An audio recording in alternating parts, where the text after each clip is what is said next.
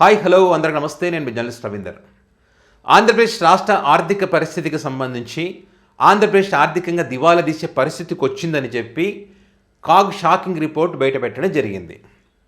మరి shocking report బయటకు వచ్చిన తర్వాత దాన్ని కవర్ చేయడం కోసం కూటమి కవరింగ్ రిపోర్ట్ తయారు చేసింది. ఆ కవరింగ్ రిపోర్ట్ ఎట్లా ఉంటుందో చాలామందికి తెలుసు. ఏం జరిగినా కూడా ఏకైక ఆప్షన్ జగన్మోహన్ రెడ్డి. సో ఇలాంటి పరిస్థితి రావడానికి కారణం ఈ కాగ్ రిపోర్ట్లో ఉన్నటువంటి గణాంకాలు ఏదైతే మనం చూస్తామో దానికి కారణం జగన్మోహన్ రెడ్డి చేసినటువంటి పాలన. అంటే 2019-2024లో అంటే ఎప్పుడు జరగనటువంటి విధ్వంసం జగన్మోహన్ రెడ్డి చేశాడు. 30 సంవత్సరాలు వెనక్కి వెళ్ళిపోయామని చెప్పి వీళ్ళు చెప్తా ఉన్నారు. మనం 30 సంవత్సరాలు వద్దు, 2014 నుంచి 19 మధ్యలో ఏం జరిగింది, ఈ 2024-25 మధ్యలో ఏం జరిగిందని కొన్ని పాయింట్స్, నేను పెద్ద ఆర్థిక నిపుణత ఏం కాదు కానీ కొన్ని ఆర్థికంగా వాళ్ళు వేసుకున్నటువంటి అంచనాలు, రాబడి ఏంది, అప్పేంది, కత్తేంది, లెక్కేంది, ఇట్లా కొన్ని ఉంటాయి కదా. సాధారణ భాషలో సాధారణంగా మనకు అర్థమయ్యేటువంటి విషయాలను, నేను అర్థం చేసుకునే విషయాలను మీ దృష్టికి తీసుకొచ్చే ప్రయత్నం, ఎందుకంటే ఖచ్చితంగా తెలియాలి కాబట్టి. గతంలో వీళ్ళు రాష్ట్రం దివాలా తీసింది, వెనుజులా, శ్రీలంక, కొత్త కొత్త పేర్లు చెప్పారు కదా. వీళ్ళ హయాంలోనే ఆ పరిస్థితికి వచ్చింది. కర్మఫలం అంటారండి దీన్ని, చెప్తున్నా కదా. వీరు ఏదైతే అంటారో అదే జరుగుతుంది, వీలయంలోనే జరుగుతుంది. ప్రజలు చీదరించుకునే పరిస్థితికి వచ్చినారు. ఒక్కసారి లెక్కలు చూడండి. ఎక్కువ మాట్లాడితే కూడా లెంత్ అవుతుంది. చాలామంది వీడియో లెంత్లు అయితే అంటున్నారు కదా. కొన్ని విషయాలు చెప్పాలనుకున్నప్పుడు కొంచెం తప్పదు, 2-3 నిమిషాలు అటు ఇటు అవుతుంది. ఇక్కడ జగన్మోహన్ రెడ్డి గారి విధ్వంసం అనేది పక్కన పెడదాం, దాని గురించి చెప్తా.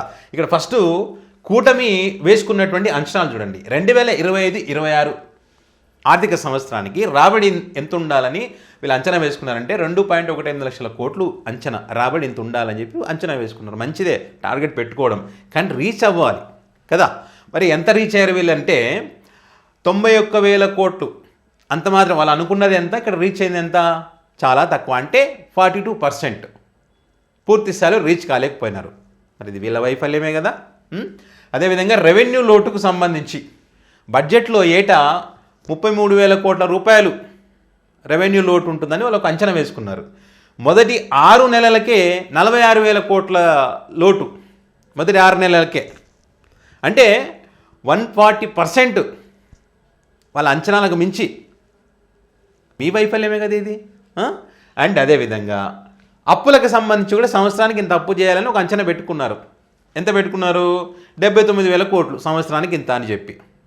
ఓకే, మరి ఏం చేశారయ్యా వీళ్ళంటే మొదటి 6 నెలలకే, సంవత్సర సంగతి వదిలిపెట్టి మొదటి 6 నెలలకే 67,000 కోట్ల రూపాయలు చేసేసినారు. మొదటి 6 నెలలకే అంటే 84% సంవత్సరంలో చేయాల్సింది 6 నెలలకే చేసేసినారు. దీనికి వీళ్ళు పెట్టిన పేరేంటో తెలుసా? జగన్మోహన్ రెడ్డి విధ్వంసం.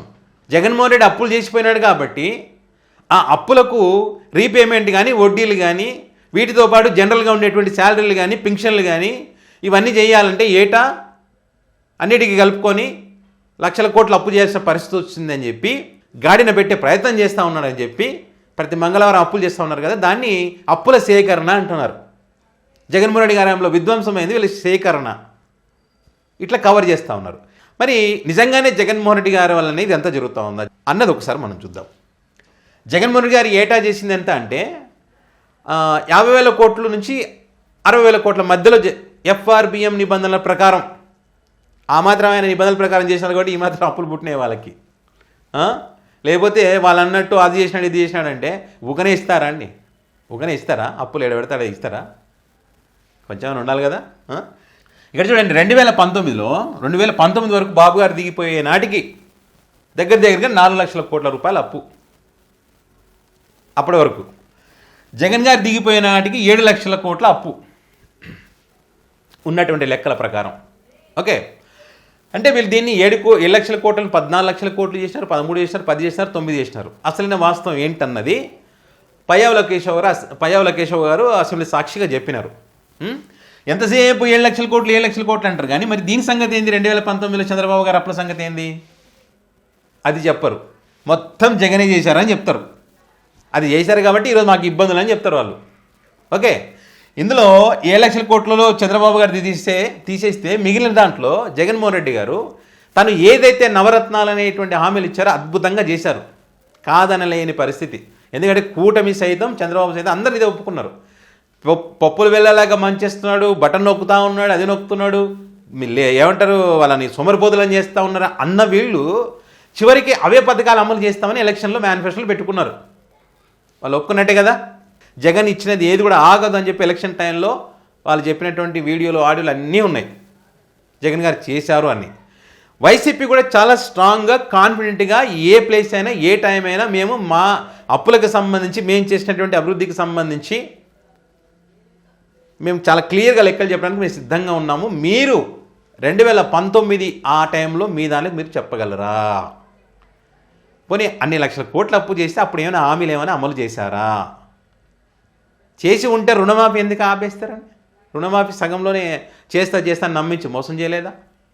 పొదుపు సంఘాల సంగతి ఏమైంది?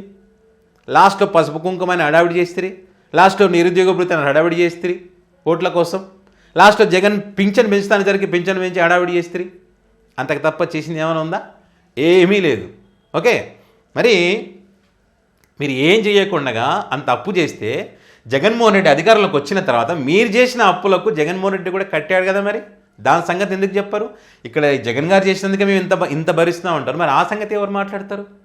చంద్రబాబు గారు అప్పుల సంగతి ఏంటి? దానికి జగన్ గారు కట్టింది ఏంటి? ఏకోలేక పీకోలేక కరోనా కష్టకాలంలో రాష్ట్రానికి రెవెన్యూ లేకపోయినప్పటికీ కూడా ఎన్నో అవస్థలు పడి ఇచ్చిన పథకాలు ఆ హామీలు అమలు చేసి రాష్ట్రానికి వ్యవస్థలను గాడి పెట్టినట్టు అది అంటే జగన్ గారి వ్యవస్థలను గాడిన పెట్టారు అప్పుడు. అయినప్పటికీ కూడా అప్పు అనేది లిమిట్లోనే చేశారు. ఇట్లా మంగళవారం అప్పులు ఏమి తీసుకురాలే, ఇంత దారుణంగా తీసుకురాలే. లక్షల కోట్లు మించి మీ అంచనాలే మించిపోయినారు. ఇక్కడ మీరు ఏదైతే అనుకున్నారో అంచనాలు దాటిపోయింది. ఇక్కడ మీ వైఫల్యం పెట్టుకొని మరి జగన్ గారు అంటారు. మరి ఇక్కడ సంగతి ఇవన్నీ కూడా చెప్పాలి కదా. పెన్షన్లు ఎందుకు, జీతాలు అనేది కామన్, ఎవరున్నా ఇవ్వాల్సిందే. అది దానికే ఎక్కువ పీకోలేక చేస్తూ మళ్ళీ దాన్ని ఇక్కడ తిప్పేస్తూ ఉన్నారు.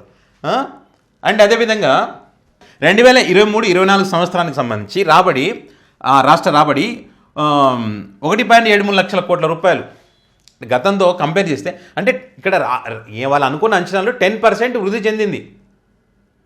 వీళ్ళు అనుకున్న లక్ష్యాలను చేరుకున్నారు, సక్సెస్ అయ్యారు వాళ్ళు పన్నుల రూపంలో అవన్నీ కూడా. ఓకే, అంటే రాష్ట్ర సొంత పన్ను వచ్చేసి దీంట్లో 85,000 కోట్ల రూపాయలు. ఇక్కడ చూడండి, దేశ జీడిపిలో 4.80% షేర్ బాబు గారి హయాంలో ఎట్లుంది తెలుసా పరిస్థితి?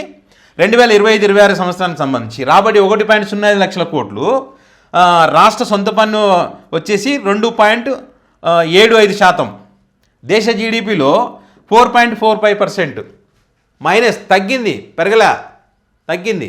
మరి ఎక్కడ పోతుంది సంపద అంతా? మేము గాడిన పెట్టామన్నారు కదా, మరి ఎడబోతున్నాయి? ఇసుక పోయింది, లిక్కర్ పోయింది, అన్నిట్లో మేము మా పాలసీలన్నీ మార్చేసినారు కదా. జగన్ గారి హయాంలో ఉన్న పాలసీలను పక్కన పెట్టి మీ పాలసీలు తీసుకొచ్చినారు కదా. పాలసీల వల్ల ఏం ఉపయోగం ఉంది? ఏం పెరిగినాయి? సో పోనీ ఏమన్నా రాష్ట్రంలో రోడ్లు ఏమైనా వేస్తున్నారా? మౌలిక సదుపాయాలు ఏమైనా కల్పిస్తూ ఉన్నారా? ఇవన్నీ బాగుంటేనే కదా మౌలిక సదుపాయాలు, వ్యవస్థ అంతా బాగానే ఉంటుంది, పరిశ్రమలు రావడానికి అవకాశం ఉంటుంది, పరిశ్రమలు వస్తే ఉద్యోగ అవకాశాలు కలుగుతాయి, రాష్ట్రం కూడా అభివృద్ధి చెందడానికి అవకాశం ఉంటుంది కదా. మళ్ళీ పైగా మీరు సంపద సృష్టికర్తలా మేము సంపాదించి చూపిస్తామన్నారు. జగన్మోహన్ రెడ్డి ముందు జాగ్రత్తగా ఆలోచన చేసి ఇది ఇంతవరకే చేయగలం, ఇంతకుమించి పోకూడదు, ఈ పథకాలు నమ్మశక్యంగా లేవు, రాష్ట్రం దివాలా తీస్తుందని చెప్తే జగన్మోహన్ రెడ్డిని చాతగానోడు అన్నారు. ఆ రోజు మేము సంపద సృష్టి చేసి చూపిస్తామన్నారు. ఎక్కడ సంపాదిస్తున్నారు? మీ సొంత నేతలు మీరు జోబులు నింపుకోవడానికి తప్పితే. 15 సార్లు దావోస్ పోయినారంట, అద్భుతం, ఆహా ఓహా అన్నారు. ఎంత తెచ్చారు దావోస్ నుంచి? ఎన్ని పెట్టుబడులు తీసుకొచ్చినారు దావోస్ నుంచి?